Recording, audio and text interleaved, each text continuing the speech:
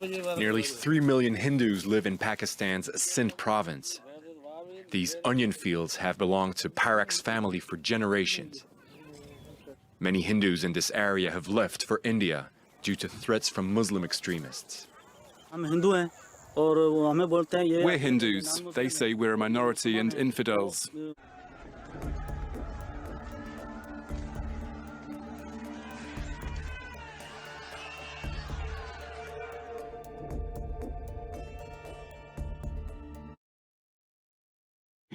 We find ourselves in a very difficult situation. There have been attacks on churches, many cases of blasphemy, as a result of which there's been a lot of violence against Christians. Book burning became a symbol of ISIL's oppressive rule, and as they retreated from East Mosul, they torched the library at Mosul University. It had housed one of the finest collections of manuscripts and documents in the Middle East.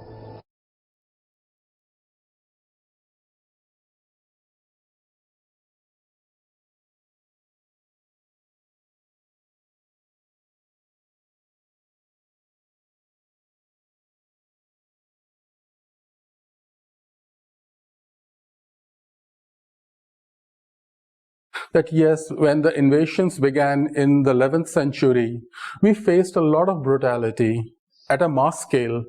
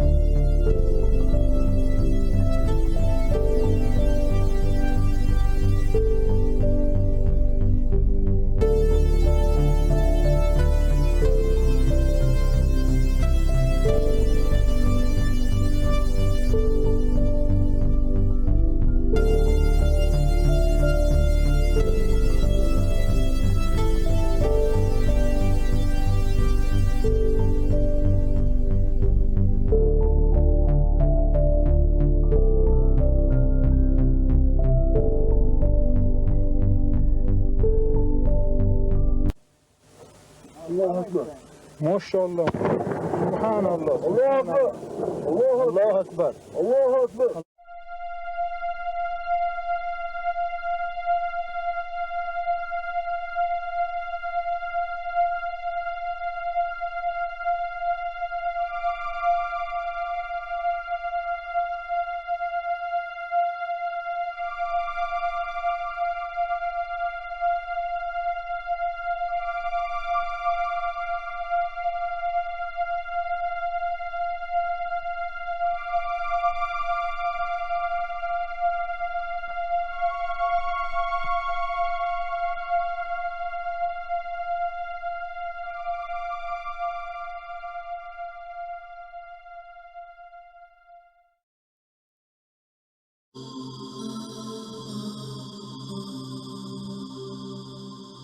Churches belonging to the Orthodox, the Catholic, the Anglicans, the Maronites, the Armenians, places of Christian prayer and worship, most in terrible condition.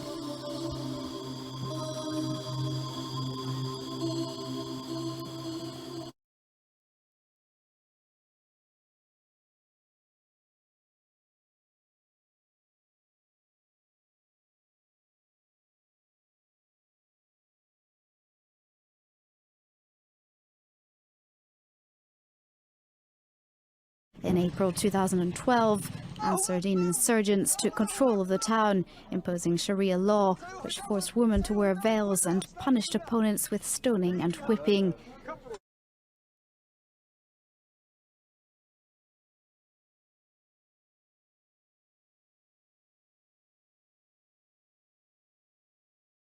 Nous sommes un pays démocratique souverain. We're a democratic, sovereign, secular republic. We never expected anyone to impose Sharia on us. We're in our own country, so we should be free to behave as we wish.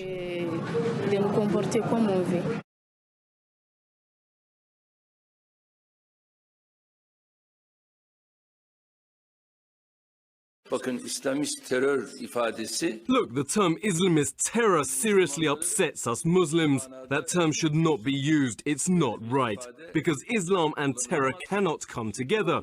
As a Muslim president, I can never accept such terminology.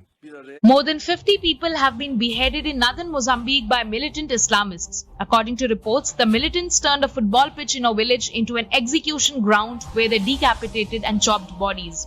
The beheadings are the latest in a series of gruesome attacks that the militants have carried out in gas-rich Cabo Delgado province since 2017. Witnesses told local media that the militants had driven residents of one village onto the football pitch before murdering them there.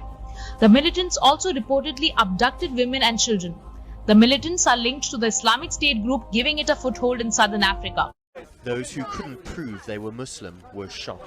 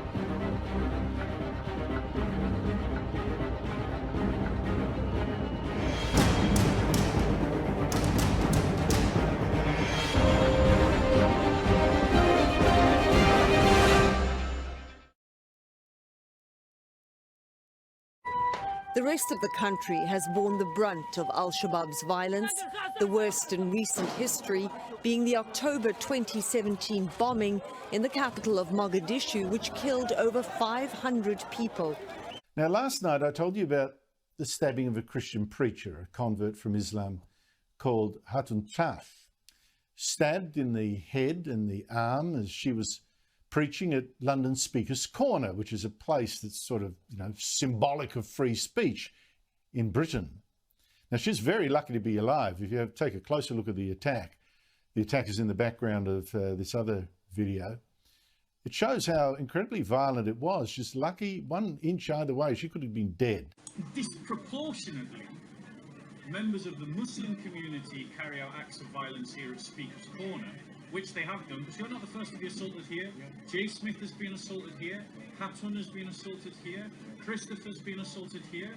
There's a number of people apart from you. Sarah, look what happened to Sarah. I mean, that poor son got a death threat. He's got a family. And yet, what arrests have been made? Nothing. The police tackle you, they tell Sarah to stay away from the park, they tell Jay Smith to stay up a ladder, they tell Christopher not to come back to the park. So rather than dealing with the problem, they tell Christopher not to come back. Yeah, they tell Christopher not to come back. So that's the kind of political ideology that's creating a double standard in our policing. In much of the English-speaking world, it is now the critic of Islam who is the villain and who must shut up. Now, Hatun Tash, she knows this.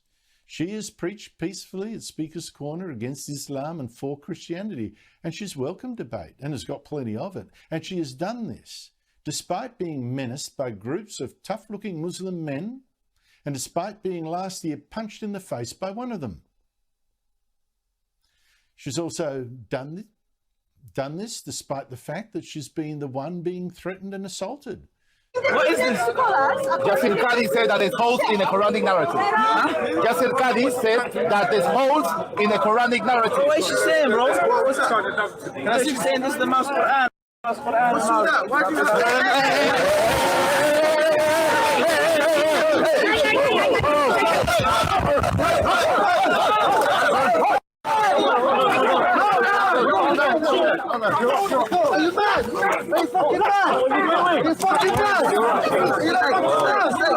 What do you have if you don't have freedom?